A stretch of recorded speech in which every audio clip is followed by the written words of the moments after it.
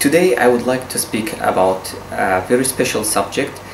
It's quite complex because it involves a lot of factors, and I think it's been also in discussion for such a long time now by different people from different disciplines, and that's the veil.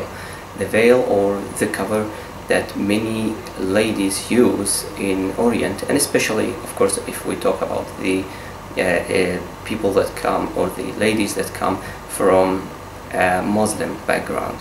I'm not going today to talk about the religious aspect about it, because even though it's a very important part, but this is not the origin of the veil, first of all.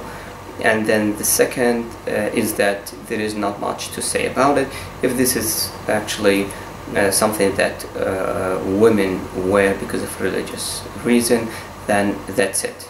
If you want to conform to your religion, you need to wear it, and there is actually no further explanation. Maybe then we or some would come with the argument that this also helped to protect women. They would be sending the message that they are not interested or looking forward to be approached by other members, especially, of course, male members from that community or that society, and that's why many would use it also as a protection to keep women safer within their community. But in any case, as I said, I would not approach this subject from this point. What I will do today is that I will take you deeper in time. I will take you to the time of the civilizations in Mesopotamia. These are the civilizations that developed between the two rivers, the Tigris and the Euphrates, where today it would be the countries that we know as mainly Iraq, and then part of Syria, as well as southern Turkey. If you go and check about these civilizations, you would notice something interesting when it comes to clothing. We would notice that the more people are higher in the hierarchy, or their position is actually higher in that hierarchy, they would be covering more parts of their body. So you would have the first layer where the people would cover only their intimate parts, and then it goes to covering the lower half of their body, and this would be the soldiers, and then the more it goes, they will cover their chest as well as back. When it comes to the kings or the rulers, then they would cover even their head. Another interesting thing is that part of the humiliation of these leaders, or when they do offerings to their gods, one way to do that was actually by taking off parts of their clothes. So the king would take whatever is covering his chest, for example, and back, and then keep just the covering of the lower body when entering the temple. And this is actually a sign, this is already an offering, this is a sign of humiliation in front of God.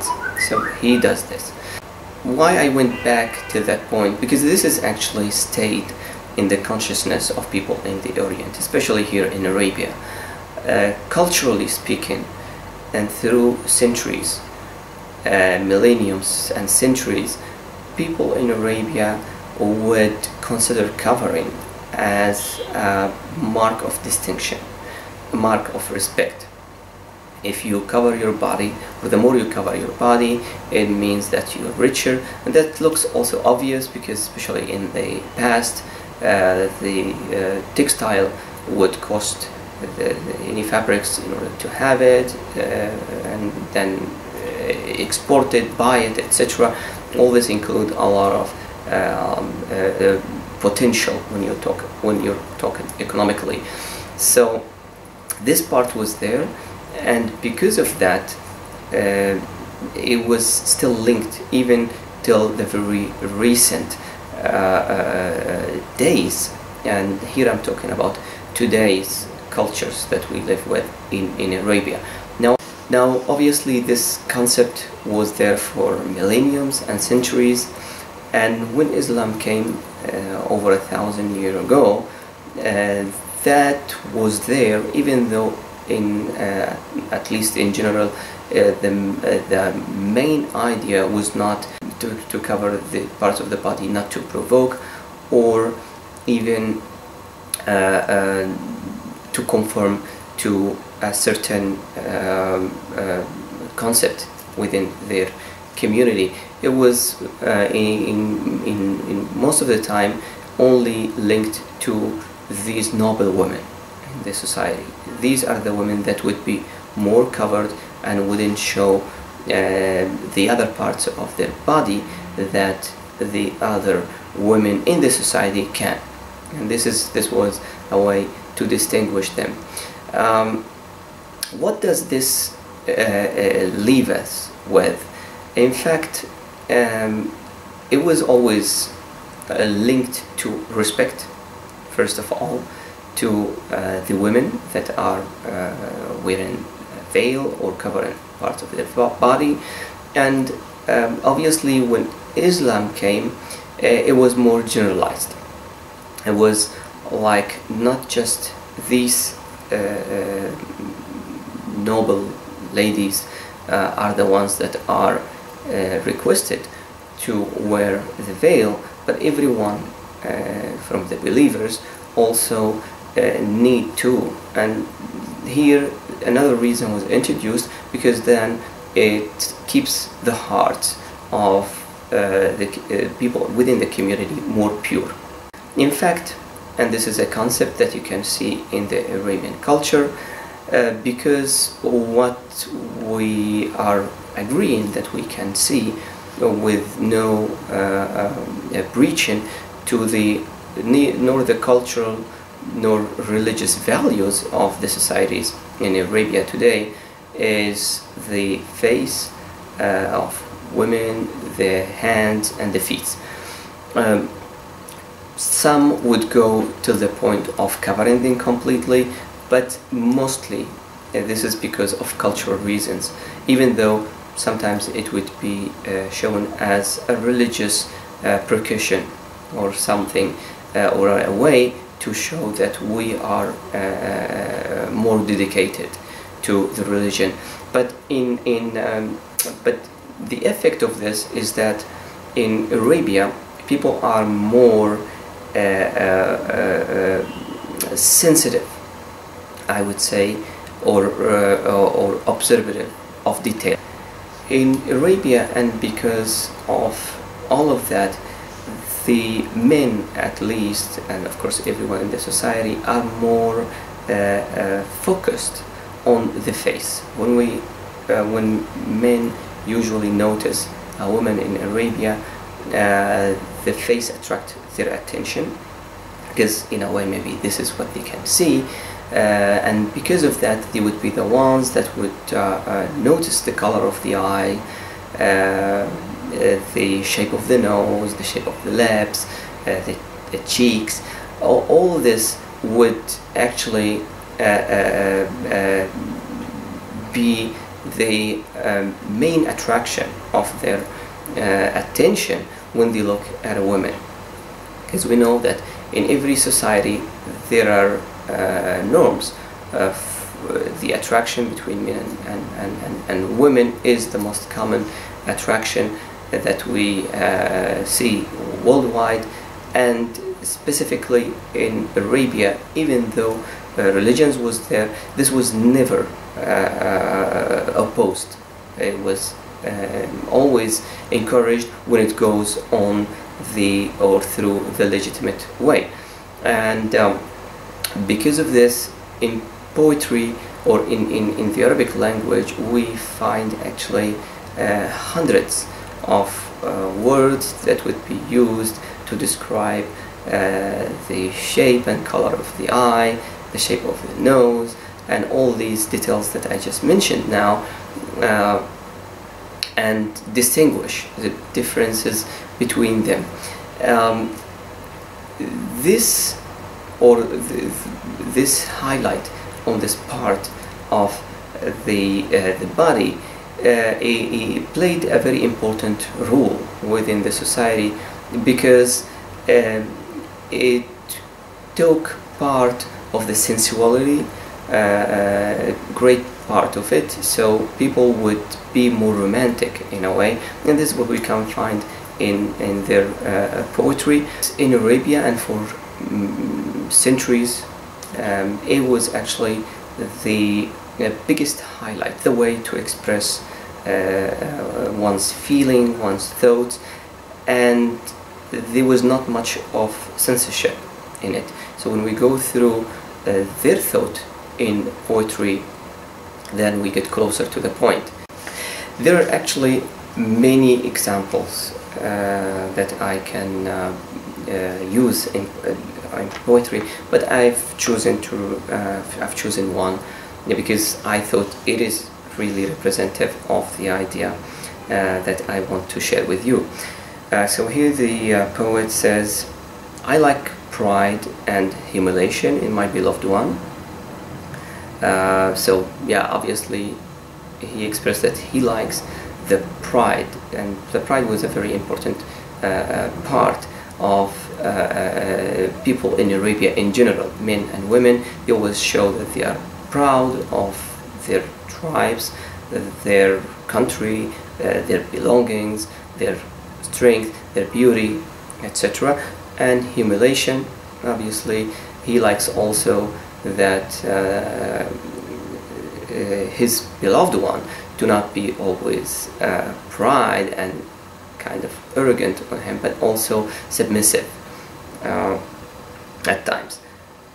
And the cunningness, innocence that doesn't do any harm, the promise and the reproof. The promise refers here to give promises, keep the promises, and then the reproof when these promises are not kept or are broken. Vulgarity in beauty makes it undesirable, and if not for the eyelashes, the beauty of the eye won't be complete. This is a very beautiful verse, because here it shows a little bit what I was trying to say. Maybe it would save me much of time if I started with it directly. He says that if the eye doesn't have the eyelashes, which covers part of it in a way, you wouldn't, or its beauty would not be as it is. I don't uncover the covered nor cover the uncovered. So here he's happy to see whatever we're willing to show, and he doesn't actually look forward to see any other parts that are hidden. And then he concludes this piece of poetry with, "Hey Sana Gazelle, the eye tears told us would that the nights don't disperse our union." Now obviously it's not the gazelle that he's in love with, but in poetry in Arabia, sometimes we refer to girls, to ladies, as gazelles, and this is of course one of the metaphoric usages. I will let you see how this actually, what does this give in a song, because this is a very famous song that we have, especially in the southern regions of Arabia. And then I would just conclude.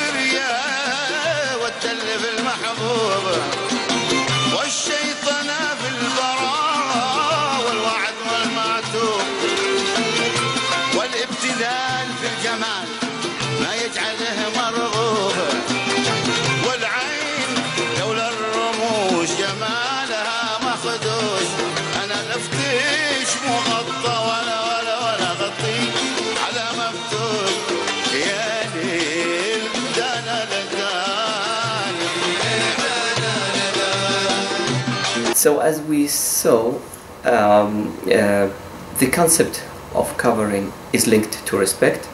It has also this concept of pride. So the pride lady is not easy accessible. It has her reserves, and this is because she value herself, and this makes her actually more valuable in the eye of the man within these societies. Thank you.